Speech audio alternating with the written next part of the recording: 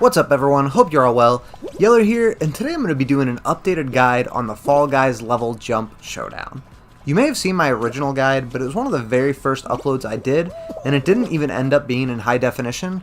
Plus, you all seem to really enjoy my updated hexagon guide, so I wanted to update Jump Showdown as well. I'm going to go a little more in depth on how to knock people off properly without getting knocked off yourself, timing your jumps, and how to end up on the final two platforms. So before we get into it, I just want to say I really had a lot of fun playing with you all this weekend. I tried to play with as many of you as possible, and I believe we ended the weekend around 40 wins from playing together, which really is pretty good for 2 days. Now, as always, if you enjoyed the video, toss it a like, let me know what you all are looking forward to with Season 2 coming up in the comments below, and if you're new here, consider subscribing. Let's get into it. Alright, so let's cover the basics really quick. Jump Showdown starts you on a platform that's separated into 8 pieces that slowly fall out one by one until there's only 2 pieces left. After that, it's simply surviving and being the last person on the platform to win. So the first step to winning Jump Showdown is choosing the right piece of the platform that you need to move to and stand on. You always want to give yourself the highest odds of being able to end up on the final 2 platforms. So once you see the first platform fall out, move to the complete opposite side.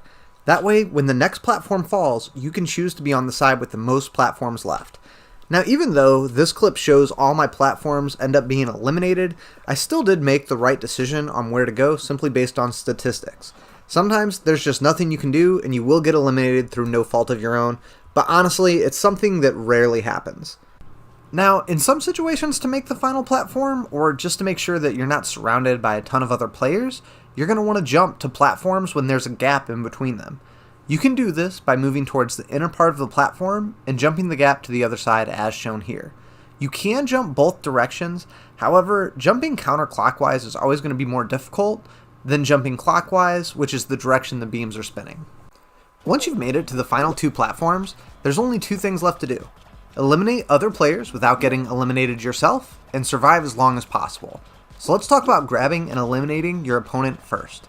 The biggest mistake you can make, and the one I see that's made the most, is grabbing and holding your opponent for a long time. Not only does your opponent get pushed back if you hold the grab button too long, but you do as well. Because of this, the best thing you can do to eliminate an opponent is utilize the quick grab technique. That's just a quick press of the grab button and releasing it right away.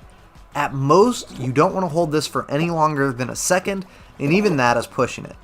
But what you want to do is time it right before the beam is about to hit them and either attack them from the side or the front. If you grab them from behind, when they get hit by the beam, it can make them hit you as well and you'll get pushed back and possibly knocked off the platform. So I'm going to slow this down so you can see exactly when you should grab, and hopefully this helps you understand how to eliminate other players.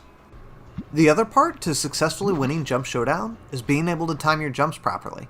Honestly, this map starts off pretty easy, then gets difficult, and then I feel it gets easier again.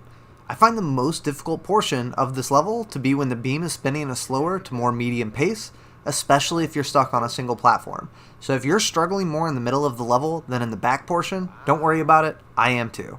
But what I've found is you can do a couple things to help you last as long as possible once it starts going pretty quick.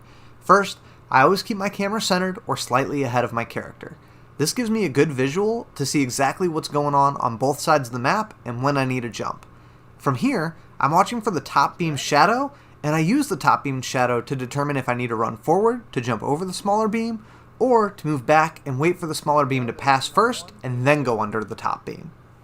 The final tip I want to touch on is how I land my jumps. I am never holding the thumbstick in a certain direction upon landing. I am always doing my jump, adjusting my character mid-air on how I want him to land, and then releasing the joystick back to its default position. I find this really helps ensure I don't randomly fall over and get knocked off the platform.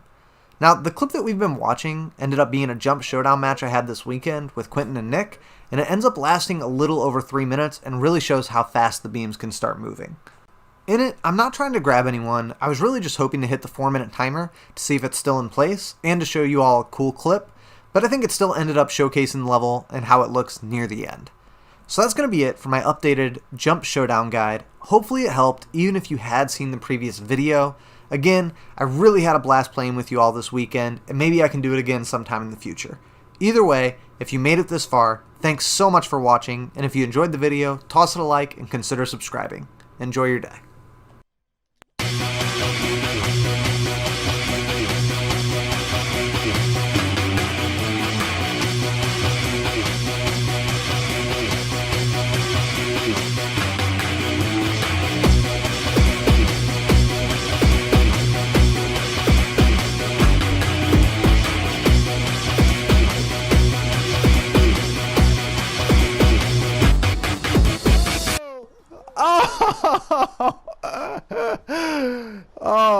legit.